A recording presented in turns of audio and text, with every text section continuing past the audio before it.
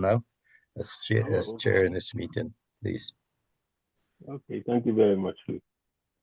Yes, welcome everybody, and you're in for a good debate today.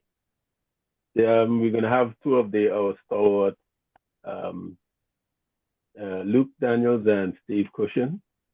We will be having a 20 minutes of reports towards the end. I haven't seen Dr. Liz. I haven't seen her yet, but if she turns up, we'll extend the 20 minutes a little bit longer to give her a little time to tell us about a project she's embarking on. Okay, so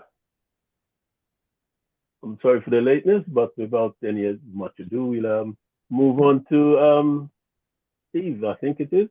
Steve is number one on the chart. So right. Steve, unmute and yep. Can you hear me?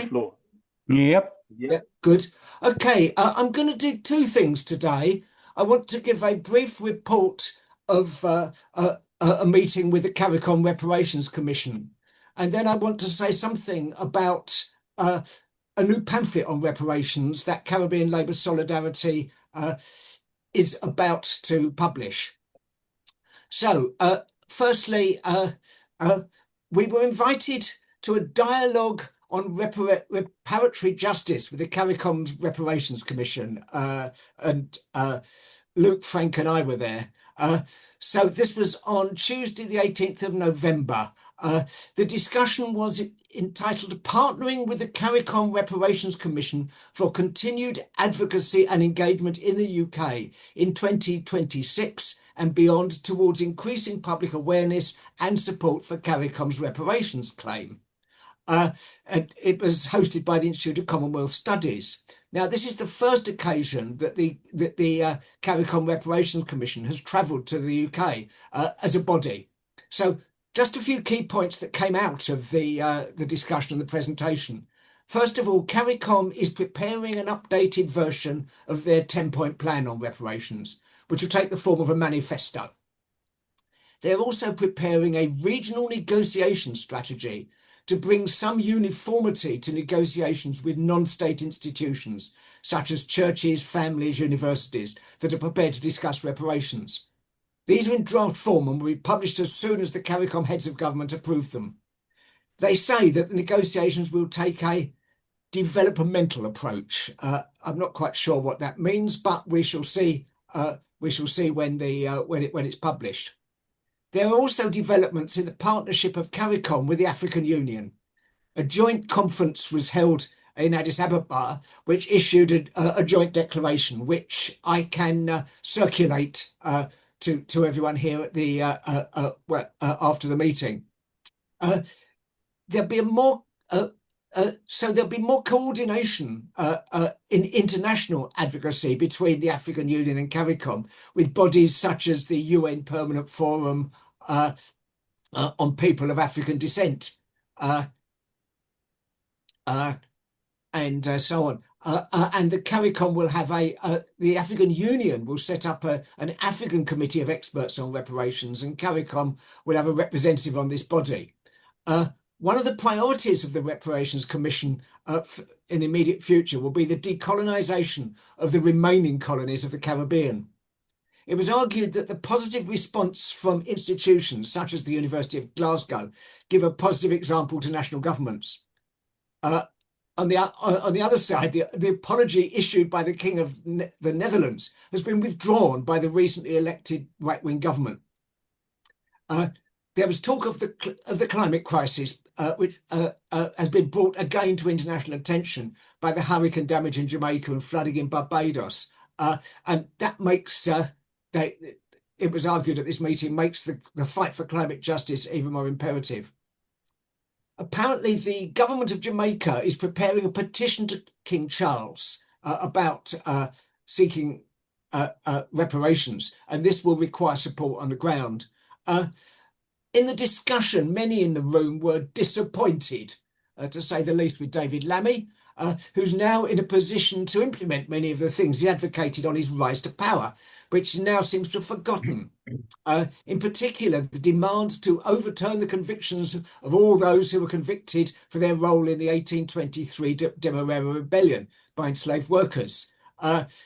Lammy advocated this in the House of Commons in 2022. Now, as Justice Secretary, is in a good position to implement it, but so far, not a word. And finally, on this part of the report, the Barbados Reparations Commission is in the process of reprinting the CLS pamphlet, The Drax Family Dynasty and the Business of Slavery, in Barbados as an educational tool for use in Barbados. So that's really the situation that was what came out of that meeting, and that sort of report of that. On the question of our current activity in Caribbean Labour Solidarity, as I said, we're about to publish a pamphlet entitled Why Reparations for African Enslavement is a Social Justice Issue for Everyone. It's written by Ayodele Martin, Kwabena Nayak, Luke Daniels and myself. And we want to use it as a tool to provide arguments for supporters of reparations to use in their workplaces and communities. It starts with a fairly simple, what are reparations for enslavement? Then it moves to a section on challenging the myths, because we argue confronting history is necessary until we tell the truth about the empire, about the traffic in enslaved Africans and the profits that and the profits that finance the wealth of institutions that still exist today, from banks and insurance companies to elite universities. There can be no justice, no reconciliation, and certainly no closure. As David Olusoga said, Britain's slave ownership is a history that dare not speak its name. It's not just about Black history, it's about British history. Because racism is a legacy of enslavement. Workers from the former colonies of the British Empire have suffered lower wages, worse conditions, worse housing, and oppressive policing. The complete restructuring of the police and the Home Office in Britain is necessary. A similar reconstruction of the police and army in the Caribbean is also necessary. We must remember that Tivoli Gardens massacre by the Jamaican police and army can be traced back in many ways to the mental attitudes developed during the period of enslavement. So how does this affect the descendants of the enslaved today? The pamphlet looks at health outcomes. The African descended population in the Caribbean has the highest incidence in the world of chronic diseases in the form of hypertension and type 2 diabetes. New medical evidence has shown that this is a result of the nutritional experience, physical and emotional brutality, and overall stress profiles associated with 400 years of enslavement. On the question of educational attainment, when the Caribbean nations gained independence in the 1960s and 1970s, they inherited education systems that were underdeveloped and elitist, designed to serve colonial administrators, not to empower the masses. These systems left many citizens without the tools for self-determination. The pamphlet then goes on to discuss the economic consequences. Newly independent nations emerged with economies structured around extraction, not development. The profits from centuries of forced labour had long since enriched Britain, leaving Caribbean states with few resources and limited industrial capacity. Economic vulnerability, foreign debt and dependence on imports became common traits in the pre-independence era. And of course, there is this question of debt. There's a long history of neo-colonialism through debt. Cancellation of third world debt is a universal demand from all the former colonies in Africa, Asia and the Americas. We see this as a demand in addition to the specific demands of the reparations campaign. Then there's the climate crisis. There are ongoing environmental consequences of the legacy of slavery. Climate change is not the only environmental legacy. The deforestation of the Caribbean islands to produce sugar, along with the soil exhaustion resulting from monocrop, export-based agriculture, has severely damaged the possibilities for sustainable development. In turn, the deforestation of the region has adversely affected weather patterns, making the general effects of global warming more severe. Rewilding projects and sustainable agriculture will cost money. The claim for climate reparations is in addition to the specific demand for reparations for African enslavement, but Caribbean Labour Solidarity supports both. So then we go on to look at some of the objections. Things like, what's it got to do with me? My grandfather was not a slave owner. And it wouldn't matter if he was. We're not responsible for the actions of our family, past or present. We are responsible for our own actions. Reparations is a social justice issue, and we should be judged on how we respond to that, not on the actions of our ancestors. People sometimes say there's always been slavery, and there's always been resistance to enslavement and forced labour. Spartacus led a rebellion of enslaved labourers against the Roman Empire. But the real difference is that the systematic enslavement of Africans in the Americas was many times vaster in scale than any previous system, and the consequences are still with us today. The profits from the business of slavery were an important foundation block in the system of industrial capitalism that still dominates the world. The ill-gotten gains of the traffickers can be traced right through to today. We often hear it said that you can't judge the past by today's standards. Well, why not? Most people feel it quite right to condemn the Nazi genocide, even though it occurred 80 years ago. It was not legal. It was not illegal at the time. In the case of crimes against humanity, the United Nations and other human rights conventions take precedence over national law. Thus, in the case of genocide, enslavement and trafficking in the enslaved, international law provides for the prosecution of perpetrators of such crimes, even though these actions were legal in the jurisdictions of the accused. Finally, why should all workers in Britain support the claim for reparations? Well, we go into this in some length, but it comes down to, really, an injury to one is an injury to all. So who pays? Raising the sum via a wealth tax would avoid the unfairness of the cost falling on the poor. Of course, a wealth tax may fall on some of the descendants of the enslaved, or some recent immigrants to the UK who have no links through the generations to the colonial period. But those who've achieved economic success in the UK, however they started or however they've done so, have themselves benefited from an economy that was immeasurably enhanced by the wealth generated from colonial slavery. But it's more than just money. There's the question of an apology. And an apology, if it's to mean anything, must be more than the regret and remorse expressed by a criminal in the hope of a lighter sentence after they've been found guilty. It must involve real and appropriate action. One of the ways of recognising the contribution that enslaved Africans made to their own liberation would be to formally overturn the convictions of those rebels who fought for their freedom and were executed or otherwise brutally punished as a result. This would send a powerful message that they were right to fight for their freedom. Campaigns for the removal of statues of enslavers are a public part of the education process. When the people of Bristol pitched the statue of Edward Colston into the river, the story of how he made his money was heard the world over. This is a fitting culmination of a campaign that many people in Bristol had been waging for years. Mark Steed's and Roger Hill's book, From Wolfstand to Colston, had provided the historical information. The statue's headlong dive in the river completed the history lesson. Then there's the question of the restitution of looted artefacts and the remains of ancestors. We ask, how would you feel if your grandmother's bones were kept in a trophy case in a museum and her few prized possessions were on display? We also discussed the question of free movement. Descendants of enslaved Africans would not even be in the Caribbean if they had not been trafficked there by their enslavers.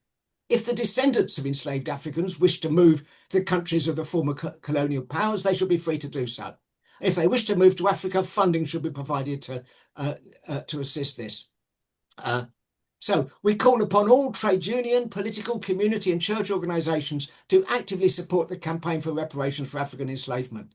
Reparations is a social justice issue. Coming to terms with the past can make a better future for us all. So, as I say, we'll circulate the final draft to those present today, and any feedback would be welcome. Thank you very much. Yes, thank you very much, Steve. As Luke is going to come in on this as well, so we'll move on to Luke, and we'll give them a question in at the end of the two.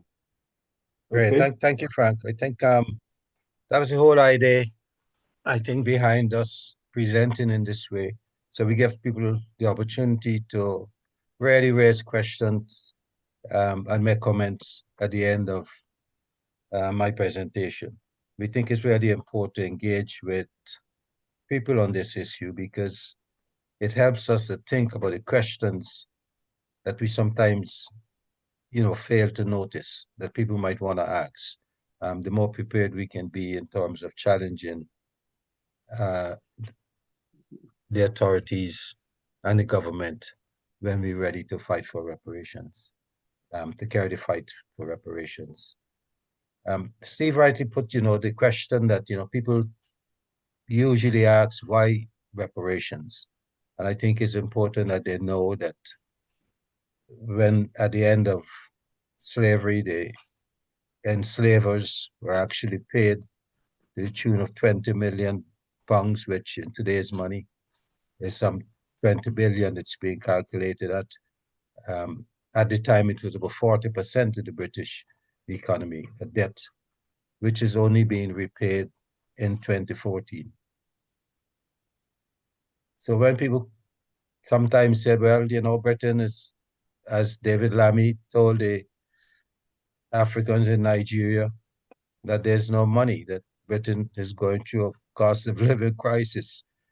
There can be an extended loan, I suspect, same as the one that they've just been paying the Rothschilds for the money that they paid to the enslavers. So why can't they set up a similar loan? Anyway, that is not a problem really for us, and that's something for the British government to figure out how they will,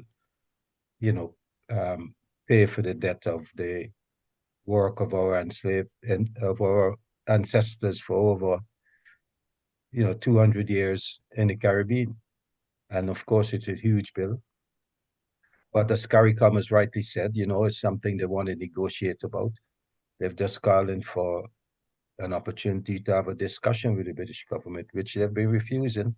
And we see almost every prime minister in the last 20 years have refused to make an apology or to sit down and discuss with the CARICOM leaders about how they will address this call for reparations. We in the UK, we've committed to fighting for the people of the Caribbean, in the Caribbean and in the diaspora. So we've been engaged with issues that relate and affect people of Caribbean origins in this country. One of the big issues is the Windrush scandal, which many of you would have heard about.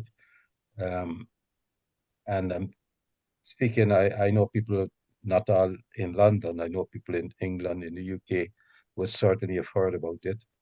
The way in which the so-called Windrush people have been mistreated. Just recently, with the hurricane in Jamaica, we see a young child, she looks like about 9 years old, I think they said she was. They've refusing her entry to come back into the UK. And it just reminds one of the way in which the enslaved were treated, separated from families, without disregard as whether it's parent and child. And we see that same attitude continuing with the British government at the moment. We are faced with real challenges as a result of the enslavement of Africans, for the many lies that were told for 500 years or more about the nature of Africans, whether they were less than human, less intelligent, at each other. All kinds of lies that were told for many years has affected the whole community, the whole society, the whole world. And wherever Black people go, they find themselves discriminated against and persecuted in some cases. And right now, with the rise in fascism, is something that we in CLS are having to engage with, because we know it will affect all Black people in this country, as it's beginning to, with women being racially abused, and a few cases there's been rapes and with racial abuse following. There's also attacks on people. People have reported more incidents of being spat at and different things that's happening in this country. And it's not even an election year. So we're very worried that when it becomes closer to election, with the three main political parties actually trying to be as horrible as possible to migrants and to immigrants, is having an effect on all of us. And I think come election, general election in 2 years' time, it can only get worse. So we need to be prepared, and we're trying our best to organize with the anti-racist, anti-fascist groups, stand up to racism and others, to make sure that we can look out for Caribbean people in the issues that are coming up as a result of enslavement, a direct result. And this is why we're focused on the apology, and we feel it's so necessary for the government to make an apology for the enslavement of Africans in the Caribbean. And we will keep insisting on it. The way we're going about trying to make sure that there's support for that call is by working with the trade unions, faith groups, and other organizations, um, anti-racist, anti-fascist, to try and raise awareness about the roots of racism as we see it, which is as a result of that enslavement. We've worked with one of the biggest unions in this country. I've spoken at one of the regional conferences, and I found that the participants were very open to the things I wanted to talk about and the questions that they had. And I feel it's one of the ways in which we're beginning to make some inroads about the racism and about raising awareness with the working classes. Because it's a race and class issue too. Some people think that, need to be informed that it's also about class, because the class are usually benefited from the enslavement of Africans, or the owning class, as Steve rightly mentioned early on. It's not okay to be asking the working class, who've actually paid for paid the enslavers, to be again paying now for reparations. So we say a 2% tax or whatever on the owning class would probably more or less cover for most of the reparations that needs to happen. But those are the issues that are further down the road. And this is why, but we support the CARICOM position, the 10-point plan that they've got. And these two issues are particular interest us, because we feel we can actually make a difference in the UK, fighting here in the UK for change. The people usually, whenever I've spoken about it, says to me it's a long time ago, whenever I've been speaking at meetings, and I need to let them know that it's not that long ago, because I actually grew up in Guyana, and I knew the granddaughter of a enslaved woman who, when I had complained to her about being hit as a child, said I was lucky, because when she was hit, and I think she would have been in her 80s at the time, this was one of my neighbors, um, that not only was she hit, she had to kneel on a coconut grater. And for Caribbean people, we know what a coconut grater is, a very sharp instrument. Had to kneel on a grater in the hot sun as part of that punishment. That we were so close to each other was because we were actually living in what is called a tenement yard. And, poor people generally lived in tenement yards throughout the Caribbean, I expect, which is a throwback in some ways from those enslavement huts that people lived in. So we both lived in poverty. We both, were mistreated as a result of the brutalization of enslavement. I also tell people that, I've heard children being beaten in a home in a fashion that, as we put, as our foreparents or other people put it, it's how you right or how you wrong getting hit. And this is because the parents are angry over the weak maybe and saved up the beating, and everybody gets hit. And that reminds me of the way in which part of the way in which the enslaved were socialized into the slave economy was beatings. So they knew that who was in charge. Part of the seasoning process was for them to be beaten, sometimes indiscriminately. Some of you might have seen 12 Years a Slave, a good depiction of the way in which, they somebody was captured into slavery and was beaten routinely to let them understand who had the upper hand and who was wielding the upper hand. The legacy that those brutalizations have left, as Steve hinted on in the Caribbean, is not only from the side of poor diet, starvation many times, but also the brutalization. Many of the countries in the Caribbean have just seen a report only this week in the papers about domestic violence being the highest in the Caribbean and in Africa. Those are the two places that are the highest rates of violence against women is being practiced. But apart from violence against women, there's also just general violence. Jamaica, I think the last time I looked, was rated as the murder country in the world with the highest rate of murders per capita. So we said these are all the things that need fixing, that need healing. And maybe when the CARICOM leaders are talking about mental issues, it's that there's psychological damage has been done. Psychologists these days talk about post-traumatic stress and also transgenerational stress disorder. So there's lots of issues that need to be addressed as a result of the enslavement of Africans. And we try to raise that awareness in this country as well. This is one of the reasons we're fighting for reparations. We've worked not only with trade unions. Recently, I was invited up to Bristol to speak to a Quaker meeting, which I felt, the Quakers are ready to make apology and they're thinking about it, talking about it. And I think we will get that coming soon from them. We look forward to doing more work with faith organizations because if we're actually going to force and pressure the government to pay reparations, we will have to build mass movement. Professor Hakimadi reminds us that one of the biggest movements this country ever had was the anti-slavery movement.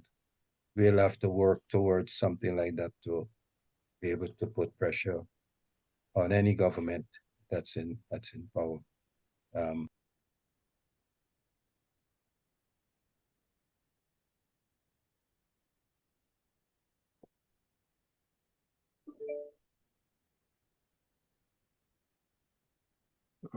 I think we've lost him. As if we've lost. Yes, we've lost Luke. We've lost Luke. Yeah. Well, what we'll have to do is to we'll have to go to the questions for Steve, and then we'll have to question Luke when he finishes his contribution. Then you've got your hand up. Yes, I want to be first. Can you hear me? Yeah. It's not a question; it's a proposition, and it's something I've discussed with Steve. In the comments, reference is made to the fact that slavery ended some time ago, 200 years plus, or the kidnapping of Africans and their working to death ended 200 years ago. I would say it is much, much, much, much more recent that the ending of the latest version of this type of bondage has taken place. I will pose, and Steve, I know, may disagree, that when so-called abolition took place, the status of the Africans did not change. They were still tied to the land and still produced for which they had no control. And that continued until so-called independence, which for the Caribbean and the African territories ended in the 50s, 60s, and in Grenada's case, the 70s. So we're looking not at 200 years ago, but at the economic benefits to Britain that ended only probably about 50 years ago. That's my comment. Yeah, thanks, Robin. I don't know what happened just now, but I disappeared from hang the on, hang on. and from sound. Yeah, we did something else, Luke, but what I want to do is to take a pin in that, Steve, and we'll answer that after Luke finishes his contribution. Okay, Yes. so Luke, back to you. Yes. Okay. I was almost finished there, so I thought we would maybe just have some questions and comments and have some bit of discussion about reparations, because this issue, it's not going to be going away anytime soon, and we all need to be informed and prepared and mobilized. Okay. All right, one of the so things we'll head back to where we were. Okay, then. Okay, Luke. Yeah, we'll head back to where we were before. And don't forget, one of the things. Hang on, Luke. Have you finished? I'm cut off. You said you finished. Right. So we'll carry on with the questions and answers then. Okay.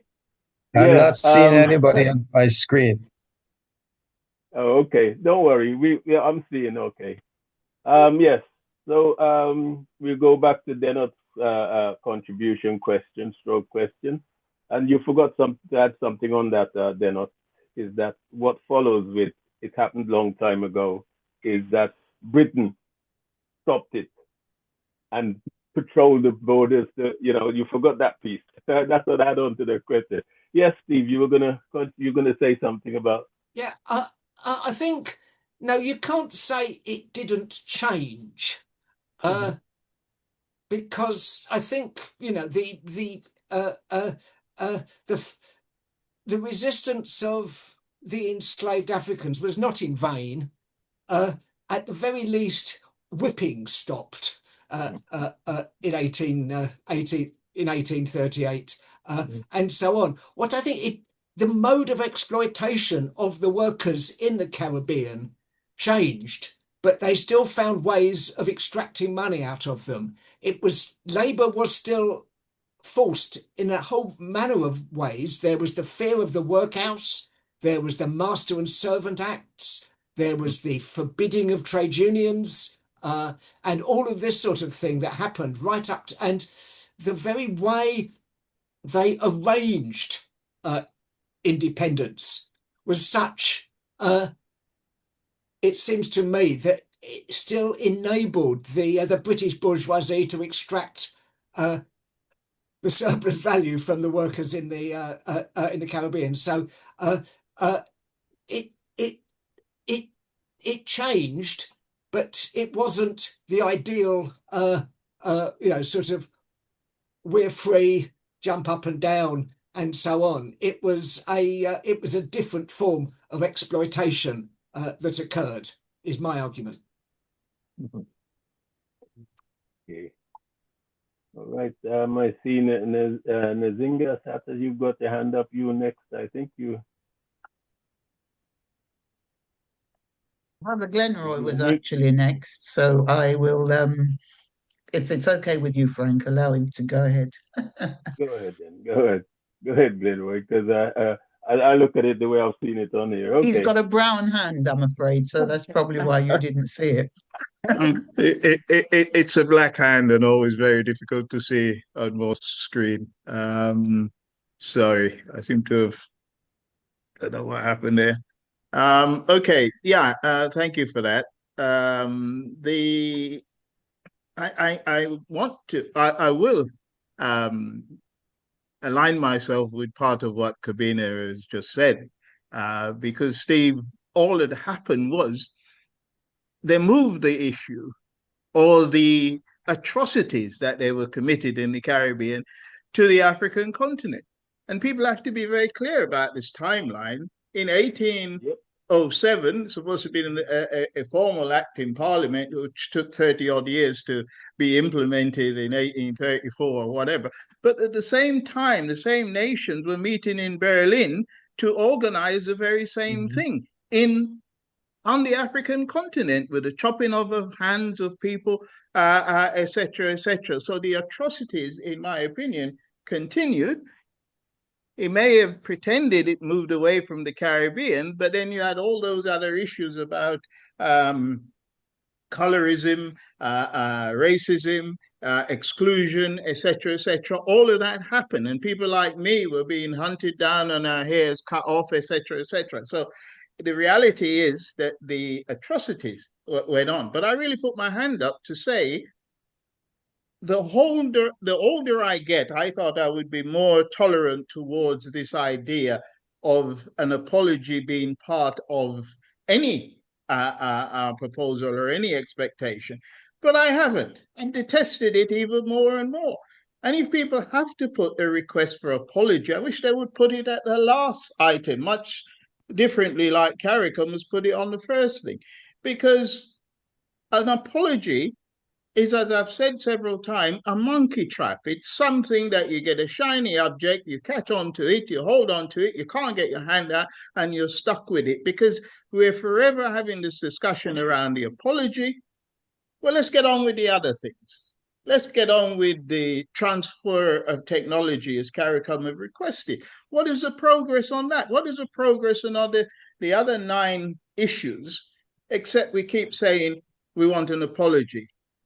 The presentation that you talk about, which is being put together, I think, by a couple of Jamaican lawyers to get the king to deal with reparation, will, I'm sure, include as a fourth part of that demand for an apology. We can't eat it. We can't do anything with it. And I dispute any legal expert who try to tell me that if you get an apology, you can therefore proceed to legal procedure against the empire or whatever. It's not true. Lots of people are in prison who have never apologized for what they're accused of, but they're still in prison. So let's actually get on with that. I think funding, two things I want to touch on to, Chair, before I step down. Funding. The fact of the matter is the state has funds that were illicitly gained by selling us and selling our ancestors. And therefore, there are people who have earned a lot of money as a result of this. We have to be thankful for the heirs of enslavement. They put their hand up. We know who they are. We don't have to read about them, because they gather together every now and then. We can say, there they are. There are the people who have profited from our enslavement. So the idea that there should be some sort of gathering of funds and whatever, let's exhaust those areas first before we get that.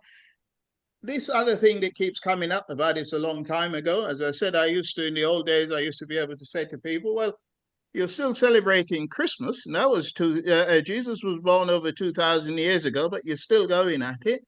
You know, why would enslavement be so long ago? But then we found out in 2018 that they had not paid off the debt for the enslavement until 2015.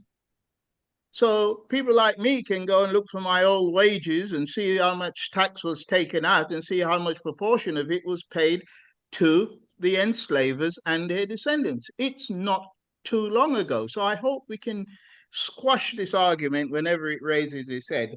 But really, I hope somebody can tell me, why is it we still have any desire to get an apology from dishonest, lying, cheating, murderous, rapist people? For what purpose? What does it show? Thank you, Chair. Thank you. Before I bring you in, Nzinga, I think I should jump in here, because No worries. to me, as I'll use the Chair's prerogative. Now, exactly the last thing you said, Glenroy, about the cheating, nasty, barbaric people I think an apology would say all these things we said we weren't, right? We were barbaric, this is, and you can say, well, that, they lied. and they're kept on lying. They not only did they enslave people, they try to take the people's history away, right? So that they were less than people, and they just matured. Maybe it's their God just pushed us into the society without any history, right? Because they've taken all of that away. We weren't taught history. You talk about there were development, but we have to say development for who? When they left us, they said we were left to do our own development. But everything we did was chained to the master race and the master colony. So development for who? So an apology, I think, is necessary. I think an apology says we lied all the way down the line, you know, and then the legal aspect of it as well will come in. Okay, Nzinga, your turn, please. It was just a couple of points. One was to recognize that when enslavement, a so-called finished, also indentured laborers were brought into the Caribbean and other places to force our people to go back and work on their plantations. So in my opinion, it hasn't ended. It's just changed its shape and its face. And I wanted also to say, from my personal position, many of the Caribbean CARICOM leaders, to me, are party to the continued problem. You know, when you look at the way in which the politics operate and also the education system is doing very little to wake up, mobilize our people, because our people need to be mobilized to demand what's rightfully theirs because of the criminal activities that have impacted them and put them in the oppressive conditions that they live under. So how can we challenge these leaders? I mean, personally, to me, the Jamaican leader should be gone. But people, you know, they support this exploitation of themselves. And until we actually change that kind of mindset, a lot of these things that carry on, also these imperialist leaders, they use those kind of things to, if you like, tie up these so-called leaders. So for me, that's a big issue. Until they change the mindset of themselves and the people, a lot of the support that's needed to get the laws changed and the reparations that we're due, it's just going to take long and long and long. Thank you. Thank you. Thank you for that, Nzinga. Stephen Howard, you've got the floor. Please unmute.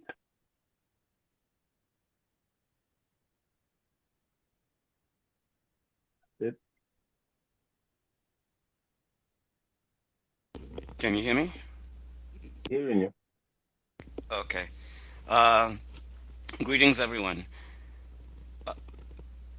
If we were to start talking about true reparations for the African people,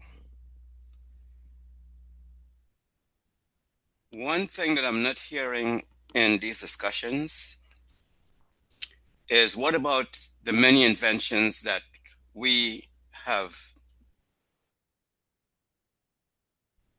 brought to this planet, whether it be the traffic light, the filament for the light bulb, the steam engine, the rotary engine, the portable refrigeration system, so that foods can be transported from one place to the next. I can list at least 100 of these inventions. One of them being the sister who came up with the laser technology for eye surgery.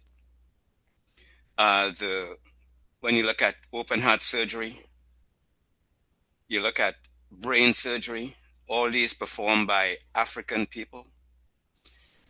You know, so if we were to start itemizing our significant contributions to society, I mean, worldwide, how could we really be truly compensated? Because the people who came up with these inventions, the escalator, the elevator, you name it, the automatic the transmission for the car, the rotary engine, I can go on and on. The people who came up with these were never compensated. If we were to get 1 penny for every light bulb, how much money would that generate? 1 penny or $1 for every elevator. So these are some of the things that I think we really need to put into the mix. But I'll close with this. I think if we just keep focusing on financial payment, we're not really doing justice, because what we need to do is get hospitals, schools, senior citizen centers, you name it. We need to be able to get these things for free. Healthcare free, education free. My state here, the governor passed a bill a couple of years ago, free college education. Why isn't that internationalized? Why a couple of years ago, the largest bill here in America was student loan, which went crazy under President Reagan. Why are we still paying for education? And then when folks don't get educated and they end up in criminal activities, they spend more money to incarcerate, sometimes 3 times the amount of money to incarcerate than it takes to educate. Thank you for recognizing me, Mr. Chair. I'll leave it there. That's all right, Stephen. I think well, I'll let Luke deal with this, but I think personally, personal finance is the last thing we think about on reparations. But I'll let Luke in now. Yeah, thank you. I'm not sure why I got cut off a couple of times, but my screen went blank and lost some of the picture. But I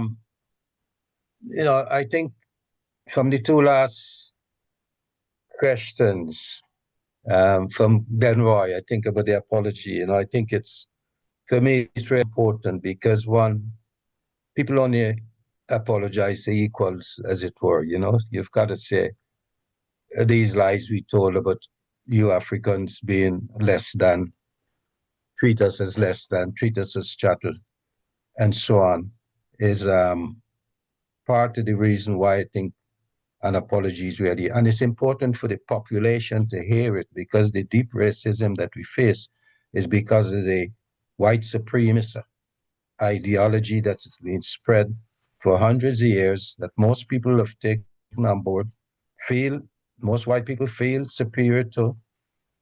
A lot of Black people has also taken on board the negative stereotypes of Black people and internalized it. And we see many Black people, as we can see some of the leaders of the political parties, the Black ones, the positions that they're taking up, is coming from an internalized racist position.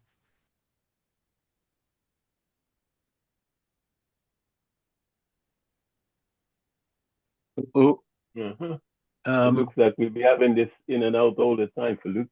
yes, it looks like Luke has caught my disease, which is the failure of equipment. Okay. I can't see him. No, I can't see him. Steve has got his hand up, Chair. Steve's hands up, so he can carry on. Yeah. Well, just to say to Glenroy, oh yes, you are absolutely correct about the transfer of colonial exploitation to Africa. I mean, the British ruling class make a great deal out of the way the Royal Navy exercise this sort of patrol against the traffickers in West Africa. But in fact, that was, as much as anything, was a reconnaissance for when they were going to move in and take it over. So yeah, I mean, it's what I'm saying. They changed rather than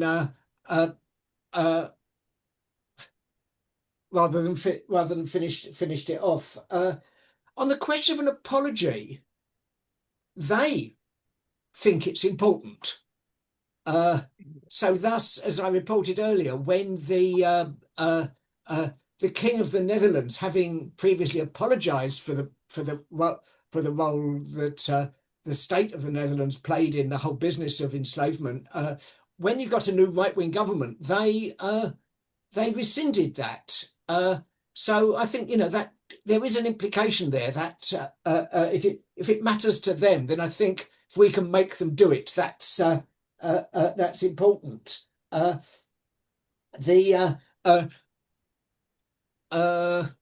has put in the chat about the question of the court process, because is an exact example of what Stephen was saying, that the court process for turning scrap iron into high quality steel was actually invented by a couple of enslaved African metal workers in Jamaica, and was then when their owner, as it were, scare quotes, went bankrupt, court bought it. And I think we're finding with all of these copyrights, very often they're just nicked from someone else anyway, but this is a specific example. And I think it was quite an important one when our friend and comrade Jenny Bulstrode did that article about how she discovered all this. She got death threats. Now that sort of, because there's this idea that's so common amongst the British ruling class, that the Industrial Revolution was a result of clever engineers from the north of England. And so when we suggest that the money for it came from the profits of enslaving people, and indeed much of the technology was invented by those self-same people, they go absolutely mad. So I think that's another thing, that if it upsets them that much, we need to keep pushing it. And on the question of personal finance, you're quite right, Frank. That's not what I think. That's not the solution.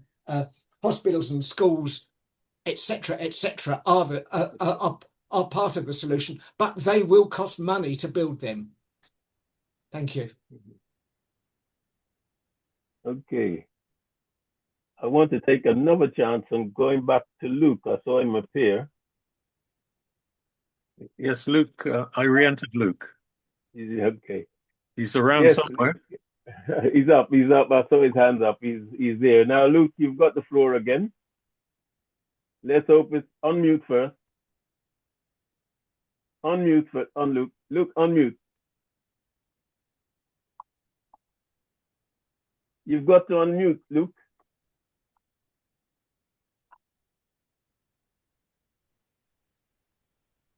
Okay, I think that's unmuted now. Thanks. I'm not sure why I keep getting cut off, but I wanted to make the point about education as well. Stephen rightly has, highlighted a lot of things that Africans through the brilliance have produced and done. And that's part of the education process, that we're not lesser than, we're not less intelligent than so on. And we have throughout history created and done many things. And that's part of the whole education process in terms of one, encouraging Black people and white people to understand that we're not less than. But these things take money. So at the same time, he's saying, you don't think we should be talking about money in the same way. We need money for education. We need money for poverty alleviation. We need money for psychological processes to help people to overcome much of the traumatic stress that they've suffered. So we need to be looking at all of those things. They will take money. And so that's part of it. And yes, and we need to celebrate the brilliant things that Africans have done throughout history. And this is why the reparations movement for me is so important, because it gives us opportunity to educate Black people. A lot of people in the Caribbean have been brainwashed in the sense that, they think, or they've been led to believe that they have been lucky to escape Africa. That's the general feeling I got from going to school and from the education process, is that, we're better than Africans. Somehow we've been civilized, and our languages have been taken away from us, and we should be grateful we have English language to speak with. It's part of the process. So we have a lot of internalized stuff to deal with. Somebody, I think Glenn rightly mentioned about the skin color porn business has gone on. You know, if you're brown, stick around. If you're black, stand back. You know, attitude and mentality is still there amongst many people. We see in some of the islands and many parts of Africa as well, the amount of skin lightening creams that are being used, and people are bleaching their whole bodies in some cases. And so there's a lot of internalized damage that's been done that people need to be proud to be black, as rightly, you know, Marcus Garvey has propagated, or, you know, even James Brown, and so on. So we need to learn to be loving ourselves and loving our blackness. Is still a message that people have got to get. And the only way we can do that is by the teaching of history. And rightly, Nzinga pointed out that even in the Caribbean, there's a struggle to get history now. And, you know, people are not being taught about Walter Rodney and about CLR James and about their work that's been done. And, you know, the ruling elite, you know, have to look at those issues as well. And we see in the UK, the same thing is happening. White people are fighting for decolonization of the curriculum. Professor Hakemadi and Keandre Andrews, some of our best, you know, historians are out of a job, you know, being pressured out of jobs. And, you know, they've branded woke if you talk about racism, or if you talk about progressive politics, is part of the whole agenda to try and keep people ignorant of the history. And the other history we need to be as well put in is to the working class in this country. And Steve has written about that, you know, about the enclosures that were happening at the same time as we were still enslaved in the Caribbean. And the owning classes who had gone to the Caribbean and were capturing most of the land were doing the same in the UK. The enclosures and pushing working people out of the possibility of trying to make a living on their own as farmers or whatever. And so we have to link also the oppression of the working class in the UK with what has happened with enslavement in the Caribbean. Steve has written about it. You know, at first, when they started the plantation system, it was white people that were being used. Irish and Scottish were being transported to the Caribbean to do the work. And Eric Williams, I think, made the point that, you know, it wasn't about racism when it started. It was just about the exploitation to get a new labor grouping. And of course, to continue to keep the Africans enslaved, they had to spread lies and propaganda about us being lesser than. I think I'd stop there. Thanks. Okay, yeah. Thank you very much. We go back to the questions. I see Glenroy and I see Paul, but I let Paul go before you, Glenroy, because you've been on there already. Hey, Paul, did you unmute? Could you unmute, Paul? Okay, thank you, Steve. Lou, your reference to skin bleaching, it's interesting because there's often a debate in Jamaica about whether it does reflect a self-denigration or not. Some people argue that it's simply the fact that a lighter color skin can give you some economic advantage, just like I think possibly people traveling to countries, especially America, that they'd probably rather not be in a lot of the time, but they travel there for economic advantage, which is not necessarily to diss their own home country. And perhaps skin bleaching could be, it's seen by some in the same way that it's not a self-denigration. But there's a debate on the matter, I think. On a second issue, in terms of reparations in Jamaica with the effects of Melissa, and people mention schools, infrastructure that needs rebuilding, not just personal handouts. Obviously, an ideal time perhaps now to try and highlight those demands. Of course, it's a great pity that the British government has been the one that's offered probably the least help to repair the hurricane damage than any other country, I believe. What was it, 2.5 million? When a few years ago, Cameron came to Jamaica offering 25 million to build a prison to send Jamaicans back to Jamaica who got into some minor trouble, perhaps in some cases no trouble at all. But 2.5 million against a 25 million offer for a prison. So I'm not holding out any great hope for Britain right now. But rebuilding schools, infrastructure would be an ideal time, of course, at the moment in Jamaica. Okay, I'll go to Glenn and then we'll come back to Luke. Okay, Glenn, unmute.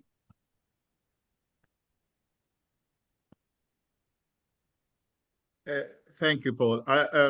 Frank, there's a slight delay when you allow somebody to unmute, so that's usually the reason why.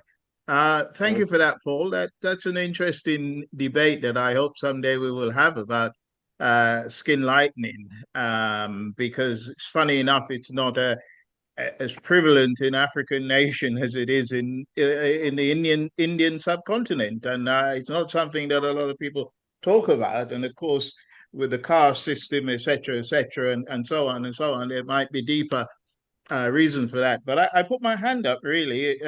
Frank, there was nobody else competing, so I thought I'd take my opportunity. The question of non-repetition is also something that needs to be on the table, because as we said about the transference of the same atrocity from the Caribbean to the main continent, it is a continuation of that. And indeed, if the enslavers were honest about ending enslavement, that will be part of their agenda, that we should not have a repetition. And that's what happened. And it will happen and probably keep happening again in various stages. Steve asked about, or said that people would ask about, when will it end? I think, Steve, I'm not sure if it was you or somebody else, but the answer should be this, that African nations should be able to be at the same level and standard of all other nations around the world. Indeed, all nations should be equally treated about some very basic things, about accommodation, about education, about health. And people know these main desires that should be there on our agenda. So that's where every nation should be, including those who, through colonization, through neocolonization, and through enslavement, are in a different place. So that should be our agenda. And the simple fact is, in order to do that, we need money. Money needs to be part of this discussion. And those people who shy away from it, I understand, people want to impress people. Oh, we're not just after money, because then that can be translated in saying, the working class people in Britain or the working class people wherever is going to be the one who pay for it. So I understand the resistance to get themselves trapped in that. But it is about money. The exploitation was about money. When we talk within our union, the RMT, and sorry, Richard Dunn, it's the RMT is our trade union. When we talk about reparation within the RMT, the main aspect is it is stolen labor. Our labor was stolen and we didn't get paid, we get lashes. So that should be a basis of a measurement of where it is we want to be. That no country should be left behind.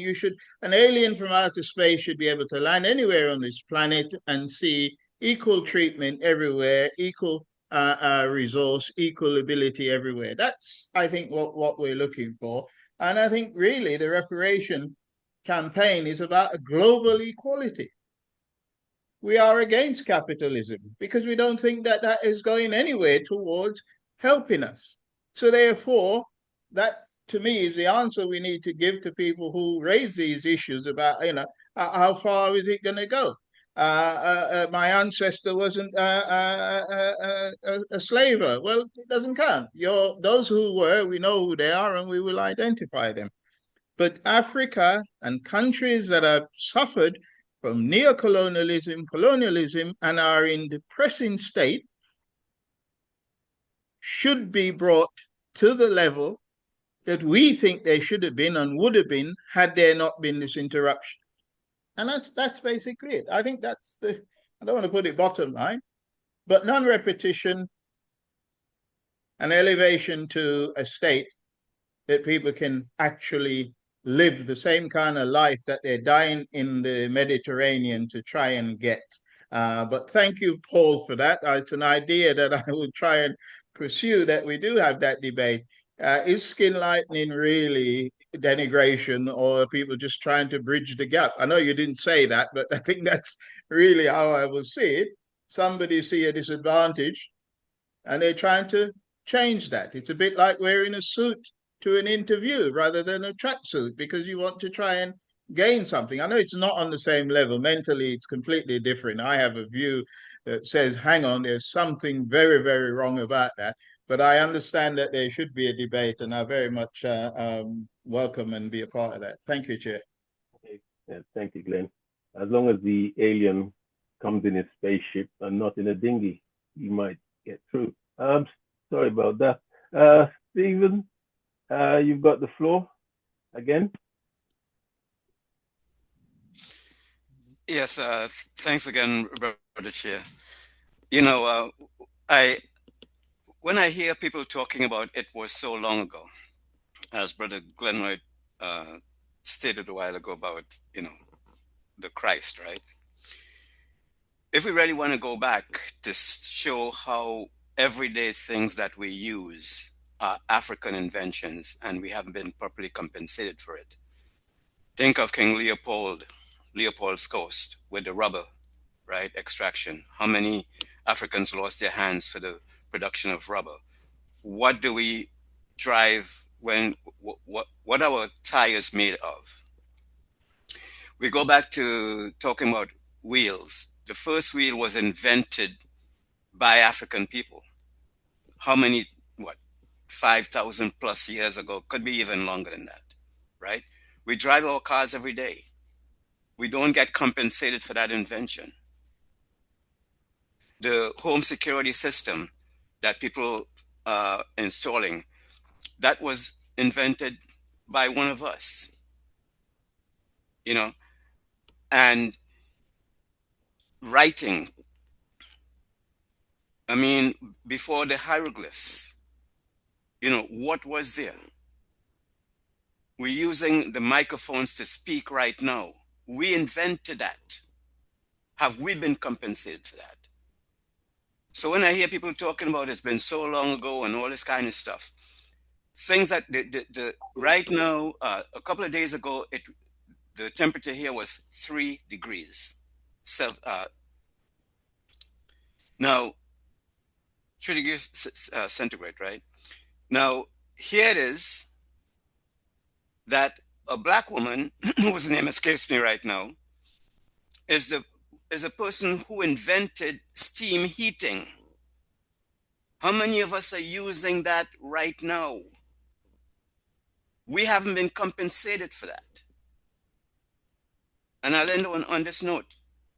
When I get in these discussions, I normally say, when you're talking about financial payments for reparations, give us a $1 trillion down payment. That is a good faith gesture. Then we could continue to talk about how much money could come into the community. Could be. Look at what's going on in Africa right now. Look at what's going on in the Sudan. Look at the amount of history that Sudan has. The way it's being portrayed now, it's like an S-hole by the most powerful man on the planet. Why is that? And if all folks want to do is just educate African people on African history, that doesn't get the job accomplished. Everybody needs to know of our greatness. Everybody. Because once other people know what contributions we made, then we will be respected. Thanks again for recognizing me, Brother Chair. That's okay. Jean, I saw you. Oh, it's up again. Okay, Jean. You got the floor, Jean. Could you unmute? Yes, I'd just like to carry on from what Stephen Howard was just saying, which is not only have in the modern era have Black people been responsible for many modern technological developments, much of the origin of the technology that we use now that actually developed the Renaissance that led to the Industrial Revolution came from the Moors of Africa, from Spain. Much mathematics, algebra, medical knowledge, technology, irrigation, navigation, and so on and so forth, that all came through there, which were the foundation of the modern technology that led to the development of the ability to be able to travel around the world and oppress other people, but also to be able to use the wealth that was taken from the exploitation of Africans, both in Africa and in the Caribbean and elsewhere, to be able to reach the stage where we have got where we got to now. So actually, Africans really, without the contribution of Africans going right back to the medieval and Renaissance period, actually meant that that the Europeans were very, very backward and had actually destroyed much of their knowledge, which the Moors of Spain during the Moorish kingdom, 700 years worth of civilization, which we again just goes out of the history books. We don't know about that. That's gone. So I think that's very important to understand, that we Europeans owe a huge amount to the African knowledge that was freely transmitted to us, because they were interested in sharing and exchanging knowledge in a way that Europeans never have been. Yeah, I just wanted to make that point. Thank you for that, Jean. Thank you very much. I think that highlights the reason and one of the things why we fighting so strong for this reparations, because all of that is encompassed in reparation. This is not only have did they enslave people, they tried to erase the history of the people that they've enslaved. This made slavery a different thing, because they keep saying it happened in the past, but this particular type of enslavement is particularly nasty. Luke, your hands up. Yes.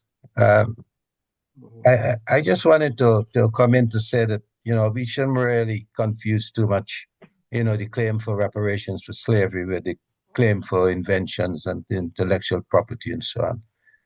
Both are valid claims, and people do that quite a lot in the US, for intellectual property, whether there's the art or music and other inventions that they're probably properly compensated.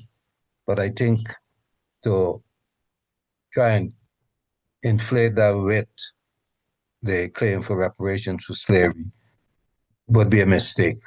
They're two separate things that are happening. And I didn't get much of the comment that Paul made about skin whitening cream, because at that time I'd been cut off a bit. But I think it's clear that, people see in the Caribbean advantage, as Glenroy pointed out, in being lighter skin. I remember as a schoolboy when I left school and tried to get a job at a bank, and I was interviewed. I didn't get a job. My neighbor, the same one I mentioned, who was probably the granddaughter of an enslaved woman, she said, it's because of the color of your skin. Because it was very clear at that time that banks did not employ Black people. And I think it's only recently you started to see that happening. Well, when I say maybe 40 years or so. But she was very clear that this was racism based on skin color. And so we've lived with a situation where the closer you are to white, the more valued you were seen, or you had opportunities that other people didn't have. And it's very easy to identify and oppress people because of the color of the skin, and it's why racism has continued for such a long time. people have identified blackness with slavery. And that is what is feeding the racism and keeping it in place in European countries. And as I mentioned, we're in great danger, I feel, in the next coming period because we've got billionaires back in the fascist movement, supporting the likes of the fascist parties in this country and individuals and worldwide, and not actually criticizing Europeans for not being, you see Donald Trump criticizing Europeans for not being tougher on immigration. You know, somehow Black people are seen as contaminating these countries with the color of our skin. And we've got to be organized and be clear about it with information. And part of that information is that, you know, we're able to produce and invent and do all kinds of stuff in the world. We're just as smart as anybody else. Thanks. I see Steve's hand is up. Thank you. Okay, Steve, floor is yours. Yeah, just to say that I think Glenroy's point about part of the claim for reparations being for unpaid wages is so important. When you're arguing with workers in Britain, you know, as I've often said, any trade union official worth their salt will immediately demand that a worker who hasn't been paid their wages be paid it. That's the bottom line of trade unionism. And I think that that's really important. But the idea occurred to me while you were speaking about one of the demands we should be making, surely, is for an international minimum wage. I mean, why should a Jamaican or a Haitian worker have a standard of living lower than a worker in Britain? And that would be to the advantage of everybody because, of course, the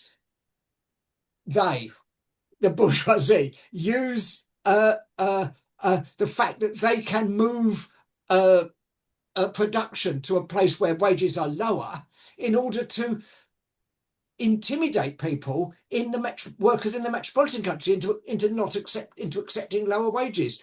So I think this concept, I mean, it's not going to be enforceable, but I think the idea that we want workers everywhere to be paid at least a minimum wage is something that could be a useful, how can I put it, a useful argument. Thank you for that, Steve. I see you get a lot of applause for that statement. One other point I wanted to make, if I can, Frank, is that about you know, who should receive reparations. I mean, I argued up to a week ago, you know, that this one of the reasons we support the CARICOM position because we feel this money, any money is really being paid will have to go to governments in some way because we're talking about large sums of money, accountability and all kind of stuff. But I've watched a program just this week in the USA, in Evanston, Chicago area, where reparations were being paid out in the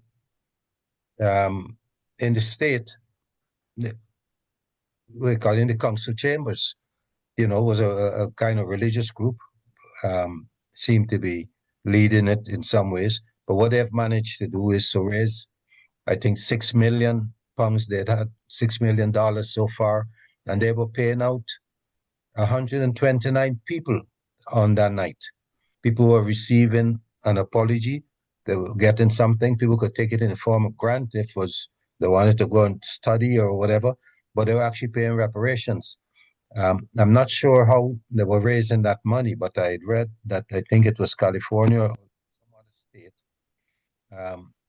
which was actually levying a fee on any government contracts. If somebody wanted to work with a council, for instance, let's say it's Islington Council, you wanted to do a job with Islington Council, you had to show that your company wasn't rooted in slavery money, in enslavement money. And if it was, then they had to pay like a 10 or 20% tax or something, and that's how they was using that money to then spend on the African American community. So and now with the technology, we know with the technology now and with what it was possible, is that people could actually know which plantation they came from, who actually were their enslavers' ancestors. And so there's actually now the possibility that you could actually say, well, yes, this enslaver had so many enslaved people. Look, their family members are alive here. These are their ancestors that could be identified. And why not could money be paid directly to them?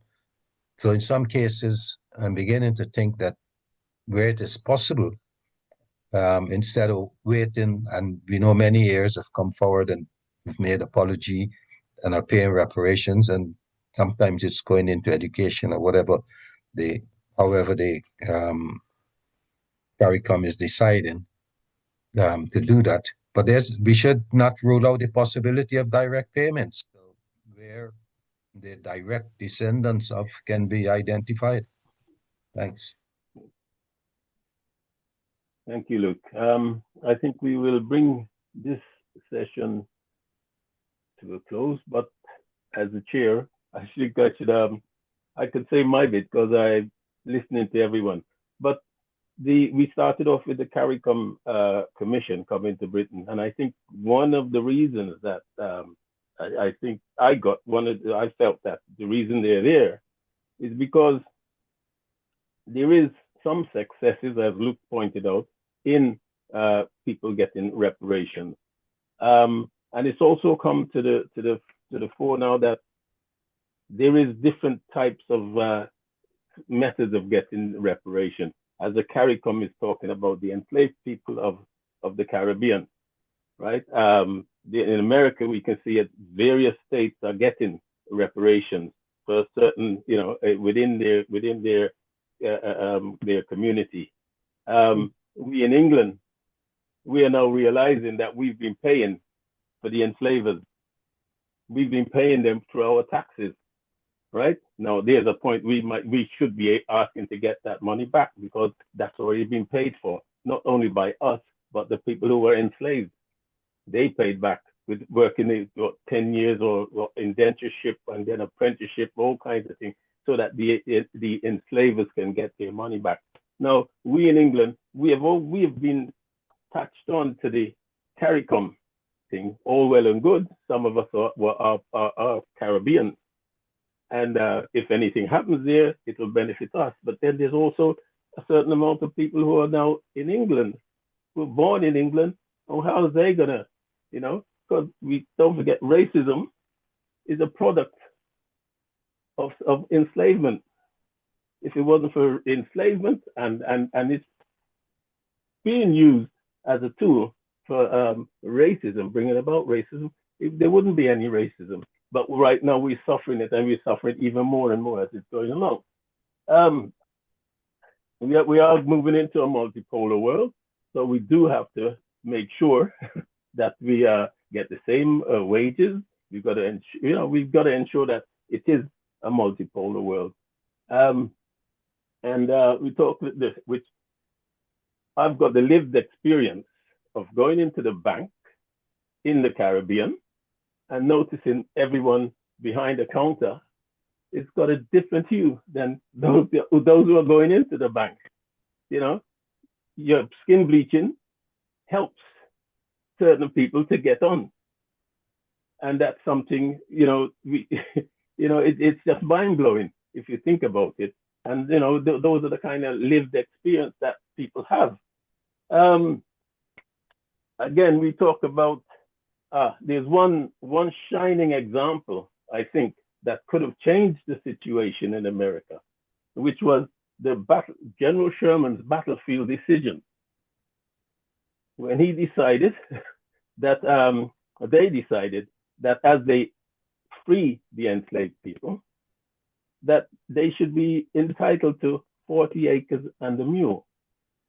They're taking the land and the property that they've confiscated from the enslavers and share it out to the enslaved people. And that way, as the generations move on, they'll have generational wealth.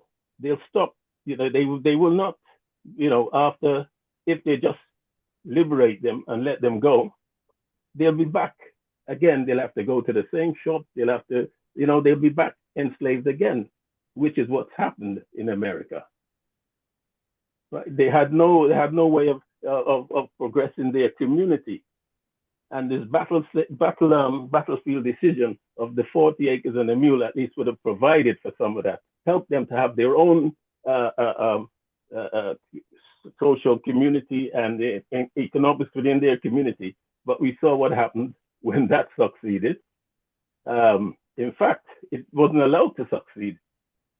A few months later, when they changed government, Andrew Jackson took that or rescinded that act, so they couldn't build for themselves. And it did show what happened, like the Wall Street, Black Wall Street, when they did succeed in making their own community and their own economics,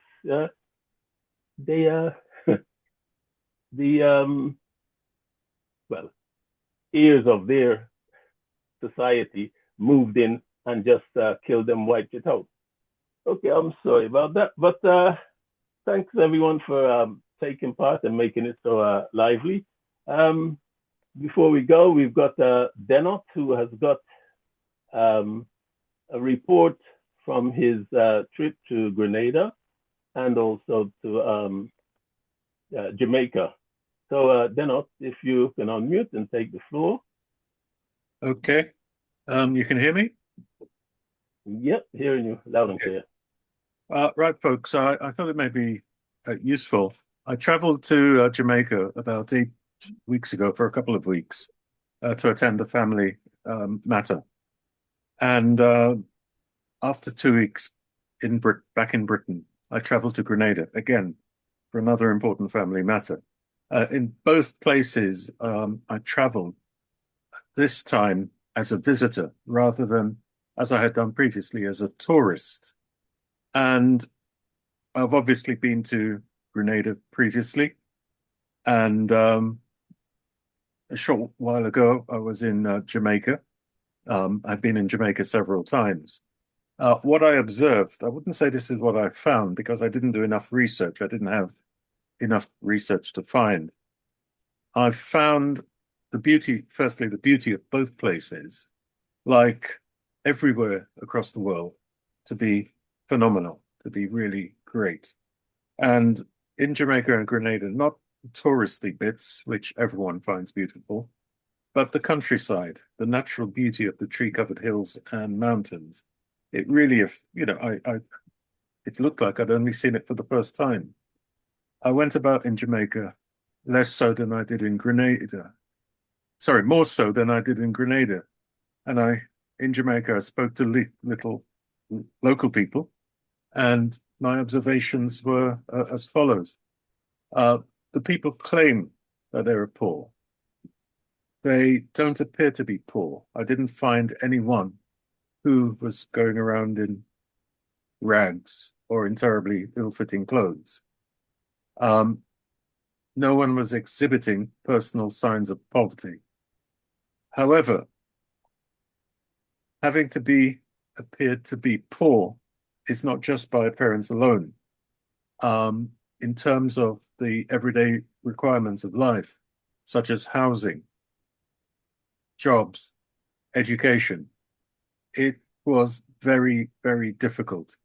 For example, a worker in my guest house indicated that she lived in a house made completely of corrugated iron, which was, as we mentioned earlier, in relation to the containers that may be used in Jamaica. It was extremely hot in the day and extremely cold at night, because this was up in the mountains, and that she had very, very little from her wages to pay for her son's education. And this was repeated to me a couple of times. I was asked for money, not when I was in the tourist areas, but in normal rural areas. Not everyone was asking me for money, but quite a number of people were asking, could I give them a few dollars, and so on. In terms of employment in the tourist areas, the role of the Jamaican worker is one of, it appears to be, exploitation. They are the hewers of wood and the drawers of water. Yet they're working in industries that are foreign controlled in the main. I was passing a very, very large construction, which was in the Montego Bay area, where one of these hotels was being built. I was told by people that I was with, it was going to be 800 bedrooms. And it was phenomenal. I don't know what's happened to it, but I should imagine that this was a foreign, well, it was a foreign company, and the local people were going to provide the labor. I then realized, I came to the conclusion shortly afterwards, that the period of so-called independence was not really completed. It was just an abandonment of the responsibility for the direct management of the colonies. And so it was felt, I believe, that let the local people manage the economy, because Britain could still get hold of the profits. And so that was my finding in both Jamaica and Grenada. Have things changed positively since my previous visit? Yes and no, but I really couldn't tell you what they were. Following my visit, and this is where I come to us taking some positive action, I moved from where I was in Jamaica to Montego Bay, and I shared my details with the manager and staff of the guest house that I was in. I called him a couple of weeks ago to find out what has happened following the passage of Melissa across that part of the island. Not every part of Jamaica has been affected badly by Melissa, but every part has been affected by Melissa, with rain in the territories outside of its path and total destruction for those in its path. They said that the guest house that I was staying in was badly damaged, and 2 of their staff had lost their property entirely. Their property was swept away, and these were concrete houses. However, they were helping the local community of the mustard seed communities. The mustard seed is a charity which provides support for children with disabilities in the form of education, family support, counseling, and other things. I'll put their details in the chat. And these people who had lost their property, and the manager of this guest house, whose building has been severely damaged, nevertheless were helping those who were even worse than themselves. And I thought the only thing that we could do is to provide help in the form of cash to an organization, not to these individuals, but to an organization. And I looked at the Mustard Seed community's website. I'd heard of them before, but didn't know them much. I read their details and contacted their communication manager, and it would appear that this is something, not that CLS, if CLS doesn't want to, but that's something that we as individuals can support through financial donations. I'm in the process of making an appropriate website on the Mustard Seed, an appropriate payment system on the Mustard Seed website so that people can be acknowledged as making a payment. And I will ask everyone here at this meeting, when I've got the details through and when I have sent the details via Steve to you, to make a donation. I was very heartened by a number of comments from the executive members who said that the Mustard Seed organization, which is a charity, a Christian charity supported by the Roman Catholic Church, was probably one of the few organizations that were doing anything for people with disabilities, and that we should support it. That's the end of my report, Chair.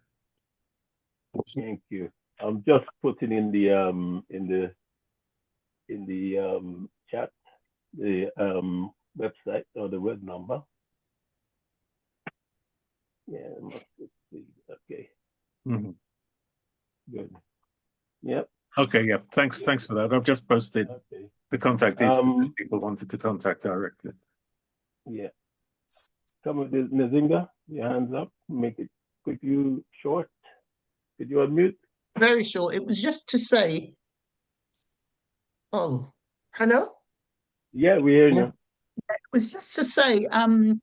I just wanted to acknowledge my friend Gerlin Bean, who passed away earlier this year. She was one of the champions who supported, well, she worked and built a project called 3D Projects in Spanish Town, dedicated to the development of the disabled. And so I know of the Mustard Seed community through her work. And yes, as was said, they do a lot of positive work in the community. But I wanted to acknowledge her because she was just such a champion for disabled people in Jamaica. Thank you. Yeah, I've also came across them when I was in Zimbabwe, and I know the work they do in Zimbabwe. Okay. I haven't seen Comrade Inbong.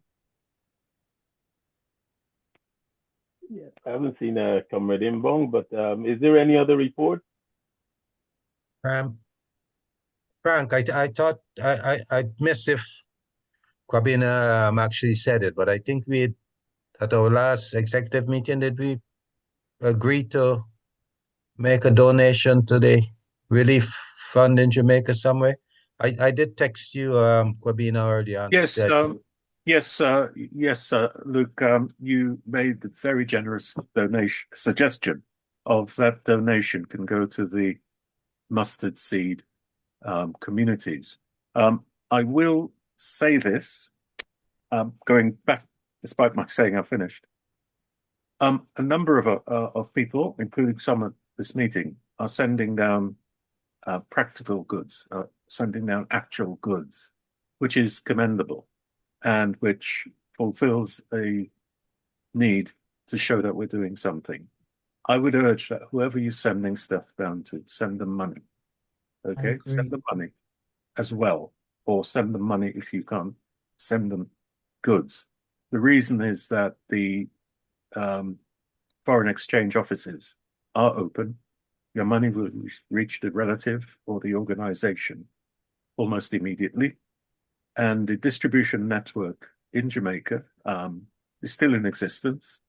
And so the local traders, the local wholesalers can get the stuff in quicker than if you sent them down bags of rice or other stuff. So think about that.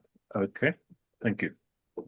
Yeah, and I do believe that the whole system is log jammed at the moment with only containers and things that arrive there.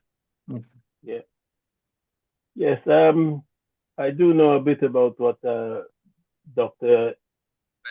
Liz Imbong was going to talk about. She was. I see we've got Shazza on here. Do you want to do it, Shazza, or should I do it? That's what I like to do. Pass it on. Okay. Yes. There is a project that GAC is starting up, which is it hasn't started up. It started. We've already picketed the Treasury on two occasions. Somebody needs to be muted. I can hear some conversation in the back and somebody's. Can you mute your? Yeah.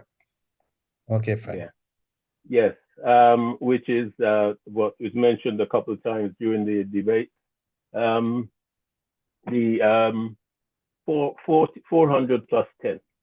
Now, it's 400 years and 10 years since we finished paying for the enslavement, and we've been paying the enslavers this money. And this is one of the things that's so blaring now.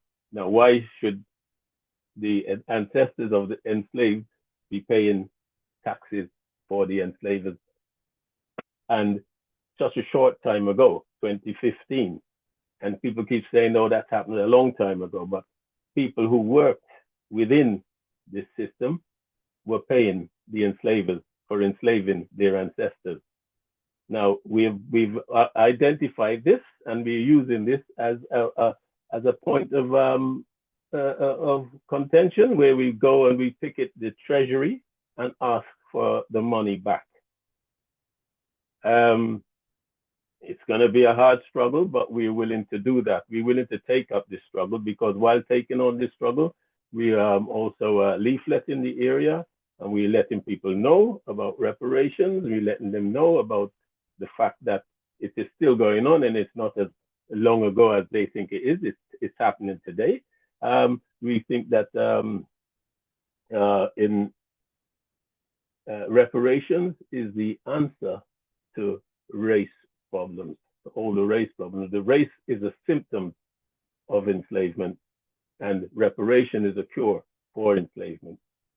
So this is what we're doing. So we've got this Friday, if you're not doing anything, I think it's this Friday coming, we'll be at the Treasury from 12 to 3 o'clock, picketing the Treasury. So if you've got time, you can pass down and give us a hand. That's it. Good. Luke? I think Glenroy was before me. Glenroy is there? I haven't seen Glenroy. His hand is, yes, it's back into the background. Is that black hand again, Frank? It's a black hand again. No. Thanks for that. I'm sorry if you were not seeing you. Yeah. All right. If you were calling me, I'm sorry I didn't quite hear you. But just to add to what you said about the 10 plus 400 campaign, is that it's an international event. It's not just about the UK, because what would have happened since 1833, 34 would have been every nation that was under imperialist control would have had their money, their taxes used to pay off this debt that was incurred. And basically, we're asking people across the globe. I'm looking here in Tanzania to see where there is some representation. I know that the British consulate is on the mainland. So it's going to be a bit of a journey, but I think there are ways to do this in Zanzibar, and I'll be exploring that. But just to try and ask everybody who's on here, who's in other places, even take, for instance, America, which obviously gained independence before 1833, but still kept their enslavement. That's another issue.